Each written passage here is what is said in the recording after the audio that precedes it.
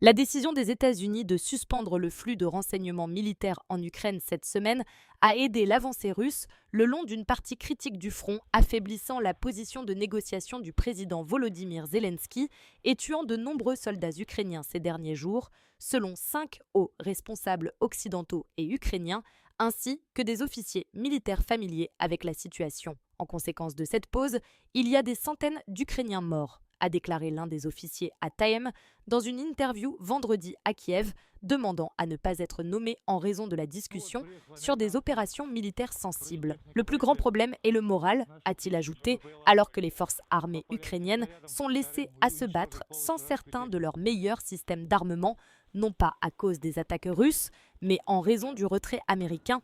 Cela crée vraiment un avantage pour l'ennemi sur la ligne de front. Les États-Unis ont arrêté de fournir des renseignements à l'Ukraine immédiatement après que les présidents des deux pays, Volodymyr Zelensky et Donald Trump, se soient affrontés dans le bureau ovale le 28 février. Dans les jours qui ont suivi, les États-Unis ont suspendu l'aide militaire à l'Ukraine, y compris le partage de renseignements. Interrogé sur cette décision jeudi, l'envoyé spécial du président Trump pour l'Ukraine, le général Keith Kellogg, a déclaré que les Ukrainiens l'avaient demandé eux-mêmes.